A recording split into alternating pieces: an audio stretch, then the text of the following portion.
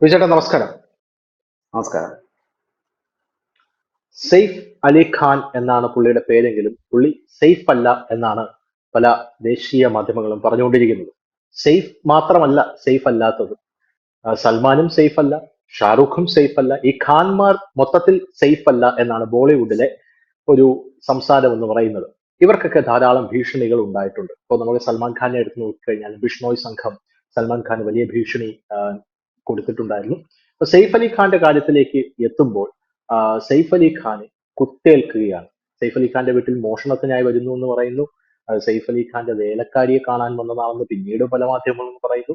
സെയ്ഫ് അലി ഖാനെ കുത്തിയത് ഇപ്പൊ ബംഗ്ലാദേശി സ്വദേശിയാണ് എന്ന വേറൊരു ആംഗിളിൽ വാർത്തകൾ വരുന്നു. ആഹ് അതിനിടയിൽ കരീന കപൂർ മാധ്യമങ്ങളോട് അപേക്ഷിക്കുന്ന ഒരു കാഴ്ച, നിങ്ങൾ ദയവ് ചെയ്ത് സംയമനം പാലിക്കണം എന്ന് കരീന കപൂർ പറയുന്ന ഒരു കാഴ്ച കാണുന്നു. കേരളത്തിലെ മാധ്യമങ്ങളാണെങ്കിൽ ഇതിനെക്കുറിച്ച് ചർച്ച ചെയ്യാനൊട്ട് തയ്യാറായിട്ടുമില്ല.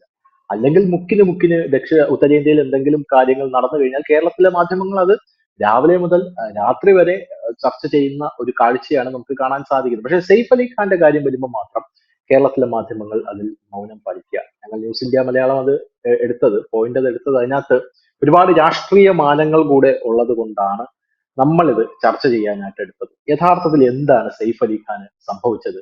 സെയ്ഫ് അലി ഖാൻ എന്തിനാണ് കുത്തിയത്? എന്താണ് ഇതിന്റെ രാഷ്ട്രീയം? ഈ മഹാരാഷ്ട്രയിൽ ഇന്ത്യയുടെ സിനിമയുടെ നട്ടെല്ല് എന്ന് പറയുന്നത് ബോളിവുഡ് തന്നെയാണ്. ആയിരുന്നു, ഇപ്പോഴല്ല, ആയിരുന്നു. ഈ അടുത്ത കാലം വരെ ആയിരുന്നു.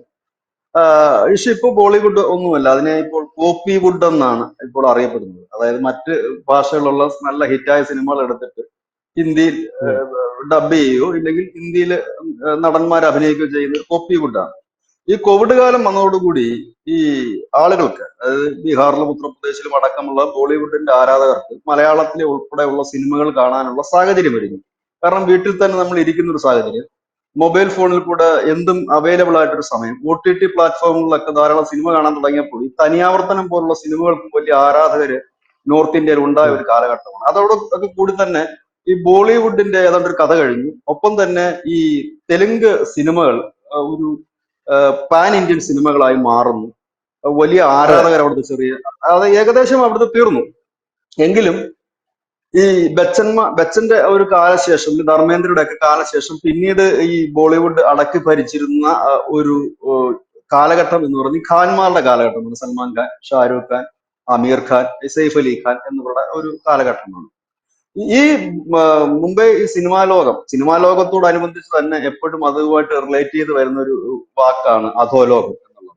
കാരണം ഇത് രണ്ടും കണക്റ്റഡ് ആണ്. ഈ അധോലോകത്തിന്റെ പണം സിനിമയിൽ കൊണ്ട് ചെലവഴിക്കുന്നു. ഇല്ല, സിനിമാ നടീനടന്മാരെ ഉപയോഗിച്ചുകൊണ്ട് അധോലോകം അവരുടെ മയക്കുമരുന്ന് കടത്ത് ഉൾപ്പെടെയുള്ള കാര്യങ്ങൾ നടത്തുകാറുമുണ്ട്. കാരണം ഈ നടീനടന്മാർക്ക് എയർപോർട്ടിലും മറ്റും കിട്ടുന്ന ഒരു പ്രിവിലേജും മറ്റും ഉപയോഗിച്ചുകൊണ്ടാണ് ഇവരുടെ ഉം. താരനിശയും മറ്റുമൊക്കെ ചില രാജ്യങ്ങളിൽ നടത്തിക്കൊണ്ട് അവിടെ നിന്ന് വലിയ രീതിയിൽ ഇതൊക്കെ നമ്മൾ നിരന്തരം കേൾക്കുന്ന പഴയ വാർത്തകളാണെങ്കിൽ ഇന്നിപ്പം ഈ ബോളിവുഡ് എന്ന് പറയുന്നത് വെറും ഒരു അസ്ഥികൂടമായി മാറുന്നു. പക്ഷെ അപ്പോഴും അവിടെ ഈ ഷാരൂഖ് ഖാനും അമീർ ഖാനും സൽമാൻ ഖാനും അടക്കമുള്ള ഖാൻമാർ നിറഞ്ഞു നിൽക്കുകയും ചെയ്യുന്ന ഒരു സാഹചര്യമുണ്ട്. അവിടെ മുൻപ് ഈ നടന്മാർക്ക് ഭീഷണിയായിരുന്ന അത് അവിടുത്തെ അധോലോക സംഘങ്ങളായിരുന്നു. പ്രത്യേകിച്ച് ആ സിനിമാ ലോകമൊക്കെ നിയന്ത്രിച്ചിരുന്ന ദാവൂദിന്റെ കമ്പനികളായിരുന്നു. ഈ നടന്മാർ ഹഫ്ത കൊടുക്കുന്ന ഒരു ഏർപ്പാടുണ്ടായിരുന്നു. മാസം മാസം ഇത്ര തുക കൊടുക്കണമെന്നുള്ളത് നമുക്കറിയാം. TCS മ്യൂസിക്കൽ ബാൻഡിന്റെ, അല്ലെങ്കിൽ ആ കാസറ്റ് നിർമ്മാതാവ് കൃഷ്ണൻ കുമാർ ഒക്കെ വെടിയേറ്റ് മരിച്ചതായിരുന്നു. എനിക്ക് തോന്നുന്നു ഈ കുറഞ്ഞ നാൾക്ക് മുമ്പുള്ള ഒരു വലിയൊരു സംഭവമായിരുന്നു.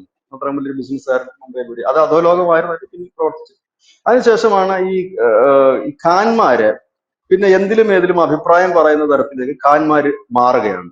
പ്രത്യേകിച്ച് അതിൽ ഷാരൂഖ് ഖാൻ, അമീർ ഖാനൊക്കെ നരേന്ദ്രമോദി അധികാരത്തിൽ ഏറിയാൽ ഞാൻ രാജ്യം വിട്ടു പോകും എന്ന് പറഞ്ഞത് അമീർ ഖാനാണ്.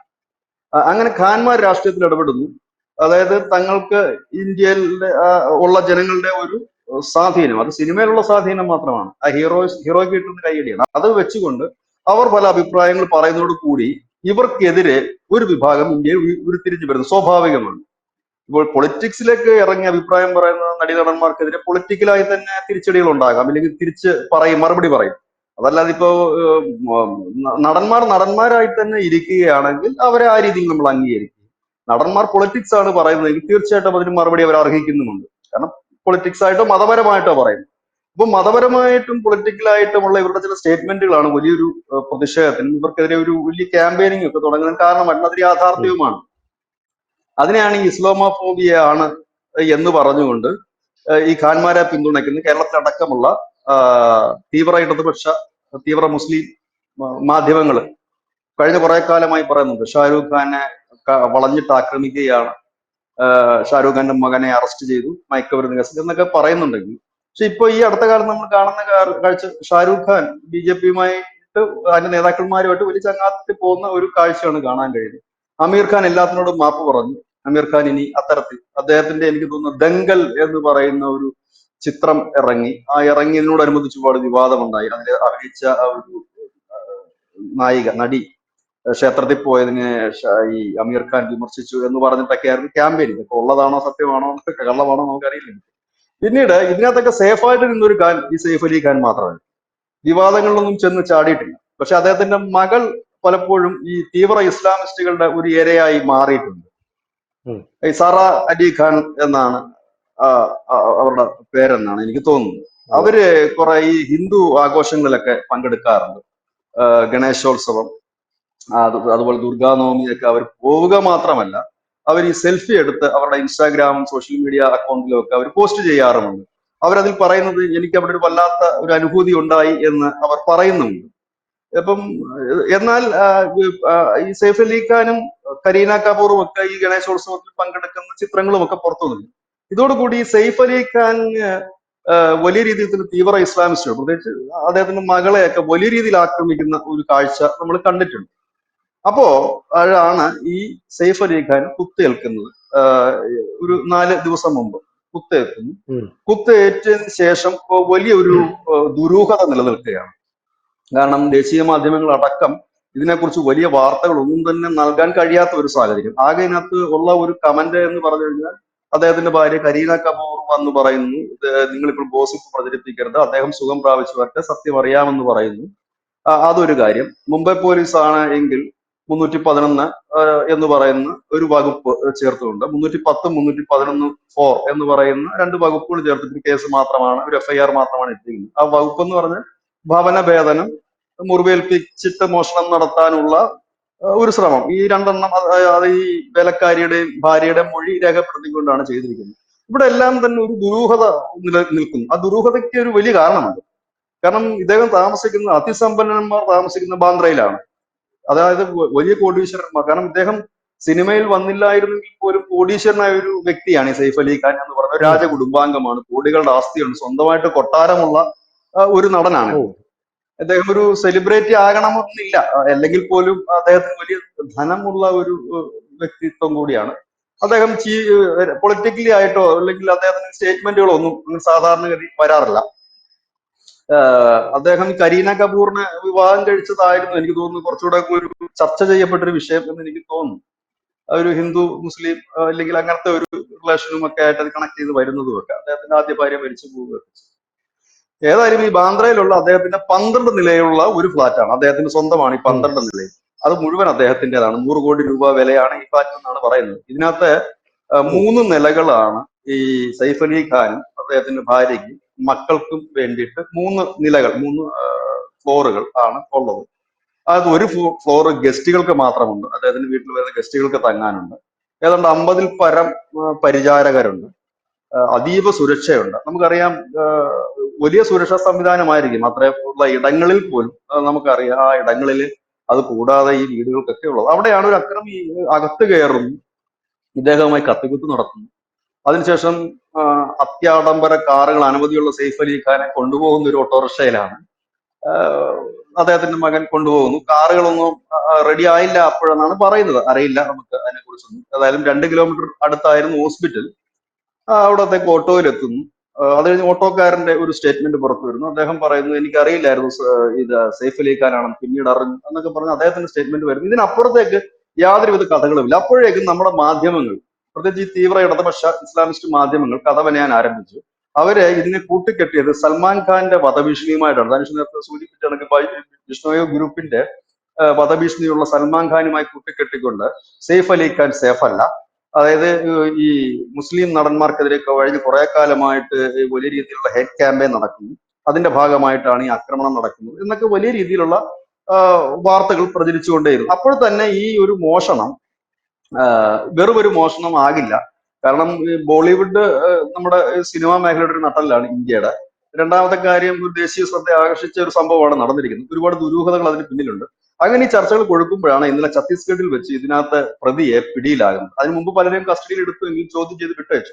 ഈ പ്രതി പിടിയിലാകുമ്പോൾ മുഹമ്മദ് ഷെരീഫ് ഇസ്ലാം എന്ന് പറയുന്ന ഒരു പ്രതിയാണ്. ഇന്നിപ്പോ കോടതി അദ്ദേഹത്തിന് 5 ദിവസം പോലീസ് കസ്റ്റഡി വിട്ടിട്ടുണ്ട്. അപ്പൊ ഏതാണ്ട് കൺഫേം ആയിരിക്കുന്നു അയാളാണ് ഷാരൂഖ് ഖാനെ, അല്ല സോറി, സെയ്ഫ് അലി ഖാനെ കുത്തിയിരിക്കുന്നു എന്നുള്ളത് കൺഫേം ആയിരിക്കുന്നു. കാരണം കോടതി 5 ദിവസം കസ്റ്റഡിയിൽ വിടുക എന്ന് പറഞ്ഞാൽ ഇനിയിപ്പം അറസ്റ്റ് രേഖപ്പെടുത്തുക എന്നതിലേക്കാണ്. അപ്പോൾ ഇതിൽ രസകരമായ ഒരു കാര്യം എന്ന് പറഞ്ഞു കഴിഞ്ഞാൽ, സെയ്ഫ് അലി ഖാനെ പോലൊരു നടന് ഫട്നാവിസ് അല്ല, ഇനി മഹാരാഷ്ട്ര മുഖ്യമന്ത്രി ആരായിരുന്നെങ്കിൽ പോലും അവരുടെ കുടുംബത്തിന്, സെയ്ഫ് അലി ഖാന്റെ കുടുംബത്തിന് ഡയറക്റ്റ് കണക്ട് ചെയ്യാൻ പറ്റുന്ന ബന്ധമുള്ള ഒരു നടനാണ്. എന്തിനേറെ പറയുന്നു, കേന്ദ്ര സർക്കാരിൽ പോലും ഉന്നതരെ ബന്ധപ്പെടാൻ കഴിയുന്ന ഒരു കുടുംബമാണ് ഈ കരീന കപൂറിന്റെ കുടുംബമായാലും, ഇല്ലെങ്കിൽ സെയ്ഫ് അലി ഖാന്റെ കുടുംബം, അതിൽ അത്രയും ഒരു നടനായ കഴിഞ്ഞു. പിന്നെ നമ്മൾ ശ്രദ്ധിക്കുന്ന ഒരു കാര്യം എന്ന് വെച്ചാൽ, ഇത് ഇങ്ങനൊരു സംഭവം നടന്നിട്ട് സിനിമാ ലോകം, അതായത് ബോളിവുഡ്, എന്തിനും ഏതിനും തുമ്മുകയും തുപ്പുകയൊക്കെ ചെയ്യുന്ന സിനിമാ ലോകത്ത് ഒരു പ്രതികരണവും വന്നില്ല. ഒരു നടീനടന്മാരും ഇതിനകത്തൊരു അവരുടെ പ്രതികരണത്തിന്റെ ഒരു സ്റ്റേറ്റ്മെന്റ് നമ്മൾ ഇതുവരെ കണ്ടിട്ടില്ല. എന്നാൽ ഇത്രയും ബന്ധങ്ങളുണ്ട്. അതായത് VIP ആണ് അദ്ദേഹം, വെറും ഒരു സാധാരണ മനുഷ്യൻ, സാധാരണ നടനമല്ല. ഒരു പക്ഷെ മലയാള സിനിമയിലൊക്കെ നമുക്കൊരു സൂപ്പർ സ്റ്റാർ, മെഗാസ്റ്റാർ എന്ന് പറയുന്നത് പോലെ അല്ല ഹിന്ദിയിൽ. ഒരു രാജകീയ പരിവേഷം തന്നെയാണ്, ഒരു റോയൽ ലൈഫാണ്. നമ്മുടെ നടന്മാരൊന്നും അത്തരത്തിൽ ജീവിക്കുന്നത് നമ്മൾ കണ്ടിട്ടില്ല. അപ്പോ അത്രയും സുരക്ഷയും, അവർക്ക് പേഴ്സണൽ ബോഡി ഗാർഡ്സ് ഉണ്ടാകും, അവരുടെ കയ്യിലെല്ലാം മെഷീൻ ഗൺ ഉൾപ്പെടെ ഉള്ളതുണ്ടാകും, പ്രൈവറ്റ് ഡിറ്റക്റ്റീവ്സ് ഉണ്ടാകും. ഇത് കൂടാതെ നമ്മുടെ സർക്കാർ സംവിധാനങ്ങളിലുള്ള ഇന്റലിജൻസ് ഇൻപുട്ടുകൾ അവർക്ക് കിട്ടും. ഇതെല്ലാം ഉള്ള ആളുകളാണ്. ഫട്നാവിസ് പോലും അതിനെക്കുറിച്ചൊന്നും പറയുന്നില്ല. അദ്ദേഹം മുഖ്യമന്ത്രി ആയിരിക്കുന്ന സംസ്ഥാനത്താണ് ഇത് നടക്കുന്നത്. 20 അംഗ ഒരു പോലീസ് സംഘത്തെ ഇതിനെ അന്വേഷിക്കാനായിട്ട് വിടുകയും ചെയ്തു. അങ്ങനെ അവസാനം ഇപ്പോൾ ഈ പറയുന്ന പ്രതി പിടിയിലായിരുന്നു. ഈ പറയുന്ന മുഹമ്മദ് ഷെരീഫ് ഇസ്ലാം എന്ന് പറയുന്ന ബംഗ്ലാദേശി സ്വദേശി പിടിയിലാണ്. ഇവിടെയാണ് ഒരു വലിയ ട്വിസ്റ്റ് ഇതിൽ സംഭവിച്ചിരിക്കുന്നത്. ഇത് പതുക്കെ രാഷ്ട്രീയമായി മാറുകയാണ്. ഇന്നലെ വരെ മതപരമായ ചില ഊഹാപോഹങ്ങളായിരുന്നു. അതിന് കാരണം വെച്ചാൽ, ഈ പിടിയിലായ വ്യക്തിക്ക് വിജയദാസ് എന്നാണ് ഈ പിടിയിലായ ഉടനെ പ്രതി പോലീസിന് നൽകിയത്. വിജയദാസ് എന്ന പേര് കിട്ടിയപ്പോ തന്നെ മിക്കവാറും മാധ്യമങ്ങൾ, ഞാനത് പറയുന്നില്ല, മലയാളത്തിലെ മാധ്യമങ്ങൾ കുറച്ചധികം പേരത് ഹിന്ദു തീവ്രവാദി ആണ് എന്നുള്ള, ഹിന്ദു മുസ്ലിമിനെ കുത്തി അല്ലെങ്കിൽ അയാളെ പരിക്കേൽപ്പിച്ചു എന്ന രീതിയിൽ, എന്ന ധ്വനി ജനിപ്പിക്കുന്ന രീതിയിലാണ് വാർത്തകൾ ചമച്ചത്. പക്ഷെ അതിനധികം ആയസ് ഉണ്ടായിരുന്നില്ല. അദ്ദേഹത്തിന്റെ ഈ പറയുന്ന ക്രിമിനലിന്റെ, ഈ പ്രതിയുടെ യഥാർത്ഥ പേര് പുറത്തു വരിക തന്നെ ചെയ്തു. പുറത്തു വന്നപ്പോൾ ആ പേരിലല്ല പ്രശ്നം, അയാളുടെ മതത്തിലുമല്ല പ്രശ്നം, അയാളൊരു ബംഗ്ലാദേശിയാണ് എന്നുള്ളിടത്താണ് അതിന്റെ പ്രശ്നം. അതിപ്പോ പൊളിറ്റിക്കലി മാറിയിരിക്കുന്നു. ഈ അറസ്റ്റിനെ തുടർന്ന് BJPയുടെ IT സെൽ മേധാവി അമിത് മാളവ്യ ഒരു ട്വീറ്റ് ചെയ്യുന്നു. അദ്ദേഹം പറയുന്നത്, ഈ ബംഗ്ലാദേശികൾക്കും മറ്റും വോട്ടേഴ്സ് ID മറ്റും ഉണ്ടാക്കി കൊടുത്ത് കോൺഗ്രസും തൃണമൂലും ഒക്കെ വോട്ട് ബാങ്ക് ആക്കി മാറ്റിയതിന്റെ ഒരു തിക്ത ഫലമാണ് നമ്മൾ ഈ അനുഭവിക്കുന്നത് എന്നാണ് അദ്ദേഹം ട്വീറ്റ് ചെയ്തത്. ഈ ട്വീറ്റിനെ തുടർന്ന് കോൺഗ്രസും TMCയും പ്രതിഷേധവുമായി വന്നു. അതിലേറ്റവും ശ്രദ്ധേയമായ ഒരു പ്രതിഷേധം ഉയർന്നു വന്നിരിക്കുന്നത് ശിവസേനയുടെ ഉദ്ധവ് താക്കറെയുടെ ഒരു സ്റ്റേറ്റ്മെന്റ് ആണ്. അദ്ദേഹം പറഞ്ഞിരിക്കുന്നത്, ഉടനടി മഹാരാഷ്ട്രയിലുള്ള ബംഗ്ലാദേശികളുടെ എണ്ണം ഫട്നാവിസ് സർക്കാർ പുറത്തുവിടണം, അവരെവിടൊക്കെയാണെന്ന് അന്വേഷിക്കണം, അവരെ പിടിച്ച് പുറത്താക്കണം. ഇവിടെ ശ്രദ്ധിക്കേണ്ട ഒരു വലിയ കാര്യമുണ്ട്. ഈ സെയ്ഫ് അലി ഖാൻ കൊണ്ട് നേട്ടം ആർക്കൊക്കെ എന്ന് ചോദിച്ചാൽ, ഇപ്പോഴത്തെ നേട്ടം ശരിക്കും BJPക്കും കരകയറാൻ ശ്രമിക്കുന്ന ശിവസേനയ്ക്കുമാണ്. BJP സംബന്ധിച്ച് അവർ കഴിഞ്ഞ കുറെ നാളായിട്ട് ബംഗ്ലാദേശ് കുടിയേറ്റക്കാരുടെ ഇഷ്യൂസ് റേസ് ചെയ്ത് കൊണ്ടുവരുന്ന ഒരു പാർട്ടിയാണ്. രണ്ടാമത്, ഉദ്ധവ് താക്കറയുടെ ഒരു ഗോൾഡൻ ചാൻസ് എന്ന് പറഞ്ഞു കഴിഞ്ഞാൽ, നമ്മുടെ ശ്രീധരൻപിള്ള സാറ് പറഞ്ഞ സുവർണാവസരം എന്തായെന്ന് ചോദിച്ചാൽ, ശിവസേന ഏതാണ്ടൊക്കെ തോറ്റു തുന്നമ്പാടി വീട്ടിൽ ഇരിക്കുന്ന അവസ്ഥയാണ്. അവർക്കിപ്പോ ഉയർത്തിപ്പിടിക്കാനായിട്ട് വിഷയങ്ങളൊന്നും തന്നെ ഇല്ല. മുമ്പ് മണ്ണിന്റെ മക്കൾ വാദം പറഞ്ഞ് ദക്ഷിണേന്ത്യക്കാരെ മുഴുവൻ തല്ലി ഓടിച്ചുകൊണ്ട് ആണ് ആ സംഘടന വളർന്നു വരുന്നത്, അല്ലെങ്കിൽ ആ ശിവസേന വളർന്നു വരുന്നത്. പിന്നീട് അതിതീവ്ര ഹിന്ദുത്വത്തിന്റെ ലൈനിലേക്ക് പോയി. ഇതെല്ലാം കളഞ്ഞ് ഇടയ്ക്ക് കോൺഗ്രസിന്റെ കൂടെ പോയി മതേതരത്വ പ്രതിച്ഛായ.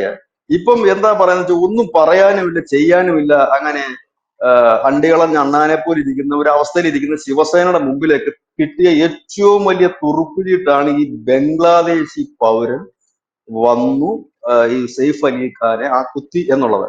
ഇനി നാളെ മുതൽ ശിവസേനക്കാരും തെരുവിലിറങ്ങും, അനധികൃത ബംഗ്ലാദേശികൾക്കെതിരെ പ്രതിഷേധം സംഘടിപ്പിക്കും. കാരണം അവർക്കൊരു ഒരു പിടിവള്ളിയാണ് കിട്ടിയിരിക്കുന്നത്. കാരണം അവരുടെ പഴയ ഹിന്ദുത്വത്തിലേക്ക് മടങ്ങുവാനും അവരുടെ പഴയ അതിതീവ്രമായ അവരുടെ ആ ഒരു പ്രവർത്തന രീതിയിലേക്ക് മടങ്ങാൻ അവർക്ക് കിട്ടിയിരിക്കുന്ന ഒരു ഗോൾഡൻ ചാൻസ് ആണ്. രണ്ടാമത്, BJP സംബന്ധിച്ച് അവർ ഇത്രയും കാലം പറഞ്ഞുകൊണ്ടിരുന്ന ഈ ബംഗ്ലാദേശികളുടെ കുടിയേറ്റ വിഷയം വീണ്ടും റേസ് ചെയ്യാനുള്ള സാധ്യതയാണ്. ഇതിന്റെ ഒരു തിക്തഫലം എന്താ, അല്ലെങ്കിൽ ഇതിന്റെ ഒരു തിക്തഫലം എന്നല്ല, ഇതിന്റെ ഒരു അടുത്ത വശം എന്താന്ന് ചോദിച്ചു കഴിഞ്ഞാൽ സെയ്ഫ് അലി ഖാൻ സേഫാണ്, പക്ഷെ ഇതോടുകൂടി തന്നെ ഈ കുടിയേറ്റക്കാർക്കെതിരെയുള്ള ഒരു പ്രതിഷേധം മഹാരാഷ്ട്രയിലടക്കം ശക്തമാകും. ബംഗ്ലാദേശികളൊക്കെ താമസിക്കുന്ന ഇടങ്ങളിൽ, അല്ല ബംഗ്ലാദേശികളൊക്കെ ജോലി ചെയ്യുന്ന ഇടങ്ങളിൽ ഇതൊരു വലിയ പ്രതിഷേധമായി പോകും. ഇതിന്റെ മുൻനിരയിൽ നിൽക്കാൻ പോകുന്നത് ഉദ്ധവ് താക്കറെയുടെ ശിവസേനയായിരിക്കും. കാരണം അവരെ സംബന്ധിച്ച് ഒരു പിടിവള്ളിയായിട്ട് ഇത് മാറും. ഇതൊരു വലിയ പൊളിറ്റിക്കൽ ഇഷ്യൂ ആയിട്ട് ഇപ്പോൾ തന്നെ മഹാരാഷ്ട്രയിൽ അത് മാറിക്കഴിഞ്ഞിരിക്കുന്നു. കാരണം ഇന്നലെ വരെ ആരും നിശബ്ദമായി ഇരിക്കുകയായിരുന്നു. തീവ്ര ഇസ്ലാമിസ്റ്റ് മാധ്യമങ്ങളും ചാനലുകളും മാത്രമാണ് ഇതിനകത്ത് കൂടുതലും ഒരു ഹിന്ദു തീവ്രവാദ ലൈനിലേക്കും, അല്ലെങ്കിൽ ഖാൻമാർക്കെതിരെ വർഷങ്ങളായിട്ട് നടക്കുന്ന ഹേറ്റ് ക്യാമ്പയിനിലേക്കും, അല്ലെ ഇസ്ലാമോഫോബിയയിലേക്കും ഒക്കെ മാറ്റിവിട്ടതെങ്കിൽ ഇപ്പോൾ അതെല്ലാം തകിടം മറിഞ്ഞിരിക്കുന്നു. ബംഗ്ലാദേശികളുടെ ഒരു ഭീകരാക്രമണത്തിന്റെ സാധ്യത ഉണ്ടോ എന്ന് ചോദിച്ചിട്ടാണ് ഇപ്പോൾ ഒരു ദേശീയ ഓൺലൈൻ മീഡിയ തലക്കെട്ട് തന്നെ കൊടുത്തിരിക്കുന്നത്. അപ്പൊ ഈ പറയുന്ന പിടിയിലായ പ്രതി ഭീകരനാണോ എന്നാണ് അവരുടെ ഒരു തലക്കെട്ട് തന്നെ കൊടുത്തിരിക്കുന്നത്. അപ്പൊ ചർച്ചകൾ അതുവഴി തന്നെ പോകുന്നു. ഏതായാലും ഇതിനകത്ത് ഒരുപാട് ദുരൂഹതയുണ്ട്. കാരണം ഇത്രയും സുരക്ഷിതമായ ഒരിടത്ത് ഒരാൾക്ക് എങ്ങനെ കടന്നു കയറാൻ വന്നു എന്നുള്ളൊരു ചോദ്യം ഉയരുന്നുണ്ട്. അനവധി ബോഡി ഗാർഡും സെക്യൂരിറ്റി വിങ്ങും ഒക്കെ ഉള്ള സെയ്ഫ് അലി ഖാനും തന്റെ ശരീരം രക്ഷിക്കാൻ സ്വയം പ്രതിരോധിക്കേണ്ടി വന്നോ എന്നൊരു ചോദ്യമുണ്ട്. അങ്ങനെ അനവധി ചോദ്യങ്ങളുണ്ട്. നമ്മൾ സാധാരണ കണ്ടുവരുന്ന രീതി, ഈ വി ഐ പികളുടെ ഒക്കെ വീട്ടിൽ മോഷണം നടന്നു കഴിഞ്ഞാൽ ആ വാർത്ത വരാതിരിക്കാൻ വേണ്ടിയിട്ട് വി ഐ പികൾ ശ്രമിക്കാറുണ്ട്. കാരണം ഈ വീട്ടിൽ നിന്ന് മോഷണം പോയതിന്റെ കണക്കൊക്കെ പബ്ലിക് അറിയും എന്നുള്ളത് കൊണ്ട് പോലീസ് ഉദ്യോഗസ്ഥരും അതുപോലെ തന്നെ ആ വീട്ടുകാരും വലിയ കണക്കുകളും മറ്റും പുറത്തു വിടാറില്ല. ഇല്ലെങ്കിൽ 500 പവൻ പോയതും, ഇല്ലെങ്കിൽ അതൊക്കെ പിന്നീടാണ് അതിന്റെ കഥകൾ കൂടുതലും പുറത്ത് വരാറുള്ളത്. സാധാരണപ്പെട്ടവന്റെ വീട്ടിലൊക്കെ മോഷണം നടക്കുമ്പോഴാണ് ഒരു കണക്ക് വരുന്നത്, 25 പവൻ പോയി, ഇല്ലെ 50 പവൻ പോയി എന്നൊക്കെ. വലിയ കോടീശ്വരന്മാരുടെ വീട്ടിൽ മോഷണം നടന്നാൽ മിക്കവാറും അതൊരു ചെറിയ കോളത്തിലായിരിക്കും മാധ്യമങ്ങൾ വാർത്ത നൽകുന്നത്. കാരണം അവരുടെ ഒരു സ്വകാര്യതയെ മാനിച്ചുകൊണ്ടാണ് അത് ചെയ്യുന്നത്, സിനിമാ താരങ്ങളായ കഴിഞ്ഞത്. പക്ഷെ ഇതിപ്പം നമ്മളിപ്പോൾ ഇതൊരു ചർച്ച ചെയ്യേണ്ട ഒരു വിഷയമായി മാറിയത് എന്തുകൊണ്ടാന്ന് ചോദിച്ചാൽ, ഇത് ഒരു ദേശീയ തലത്തിൽ ഒരു ചർച്ചയാണ് എന്നുള്ളത് കൊണ്ട് തന്നെ ദേശീയ മാധ്യമങ്ങൾ കഴിഞ്ഞ 3-4 ദിവസമായിട്ട് ഈ വാർത്ത വലിയ ലൈനിൽ, അതായത് മുൻനിരയിൽ തന്നെ അവർ പിടിക്കുന്നത് കൊണ്ടുമാണ് നമ്മളിത് ചർച്ച ചെയ്യുന്ന കാരണമായത്. കാരണം പക്ഷെ വളരെ ശ്രദ്ധേയമായ ഒരു കാര്യം, ഈ നമ്മുടെ മലയാള മാധ്യമങ്ങളെല്ലാം വളരെ മോശമായ, അല്ലെങ്കിൽ അവരുടെ കഥകൾ മെനയുമ്പോൾ ദേശീയ മാധ്യമങ്ങളെല്ലാം തന്നെ, ഞാൻ ഏതാണ്ട് ഒരുമാതിരിപ്പെട്ട വലതുപക്ഷത്തും ഇടതുപക്ഷത്തും ഒക്കെയുള്ള മാധ്യമങ്ങളിലെല്ലാം തന്നെ അവർ കുറെ സിദ്ധാന്തങ്ങൾ അവതരിപ്പിച്ചിട്ടുണ്ട്. എന്തിനായിരിക്കും ഇങ്ങനൊരു ശ്രമം നടന്നത്, കുട്ടിയെ തട്ടിക്കൊണ്ടു പോകാനാണോ, പണം പിടുങ്ങാനാണോ എന്നൊക്കെ സിദ്ധാന്തങ്ങളല്ലാതെ അതിനപ്പുറത്തേക്ക് അവരാരും ഇതിനെ വർഗീയമായിട്ടോ, ഇല്ലെങ്കിൽ ഫട്നാവിസ് സർക്കാരിന്റെ പോരായ്മയായിട്ടോ, ഇല്ലെങ്കിൽ നമ്മുടെ മറ്റേ പൊളിറ്റിക്കൽ പോരായ്മയായിട്ടോ ഒന്നും അവർ പറയാതെ വളരെ സേഫായിട്ട് തന്നെയാണ് അവർ ഈ 3 ദിവസമായിട്ട് ഈ വാർത്ത ക്യാരി ചെയ്തിരുന്നത്. അതൊരു നല്ല കാര്യമാണ്. പക്ഷെ മലയാള മാധ്യമങ്ങൾ അങ്ങനെ ആയിരുന്നില്ല. ഏതായാലും പ്രതി പിടിയിലായതും ബംഗ്ലാദേശ് സ്വദേശിയായതും മുഹമ്മദ് ഷെരീഫ് ആയതുമല്ല. ഏതായാലും ഇനി ഈ വാർത്ത കേരളത്തിൽ എത്ര മാധ്യമങ്ങൾ ചെയ്യുമെന്നുള്ളത് കണ്ടറിയണം. ഏതായാലും ഞാൻ അധികം ചർച്ചകളൊന്നും ഈ സെയ്ഫ് അലി ഖാന്റെ കത്തിക്കുത്തുമായി ബന്ധപ്പെട്ട് കണ്ടില്ല. 1-2 ചാനലിൽ മാത്രമാണ് ഇതിൽ ചർച്ച ചെയ്യപ്പെട്ടത്. പക്ഷെ ഏതായാലും അത് നമുക്ക് ചർച്ച ചെയ്യാതിരിക്കാനും കഴിയില്ല. കാരണം ഇതിന്റെ ഒരു യാഥാർത്ഥ്യം എല്ലാവരും അറിയേണ്ടതായിട്ടുണ്ട്. യാഥാർത്ഥ്യം ഇല്ല എങ്കിൽ ഒരുപക്ഷെ ചെറിയൊരു വിഭാഗം പേരെങ്കിലും തെറ്റിദ്ധരിക്കാൻ ഇടയുണ്ട്. കാരണം ഈ പ്രതിയെ പിടിച്ചുടനെ പ്രതി പറഞ്ഞ പേര് വിജയദാസ് എന്നായിരുന്നു. കാരണം ഹിന്ദു പേരുണ്ടെന്നുണ്ടെങ്കിൽ അതിനെ ആ രീതിയിൽ കാണുന്ന ഒരു രീതി കൂടിയുണ്ട്. ഏതായാലും നല്ലൊരു വിഷയമാണ്, ചർച്ച ചെയ്യേണ്ട ഒരു വിഷയം തന്നെയാണ്. കാരണം ഒരു നല്ല നടനും ഇത് കൂടിയാണ്. താങ്ക് യു ബിജേട്ടാ, താങ്ക് യു സോ മച്ച്.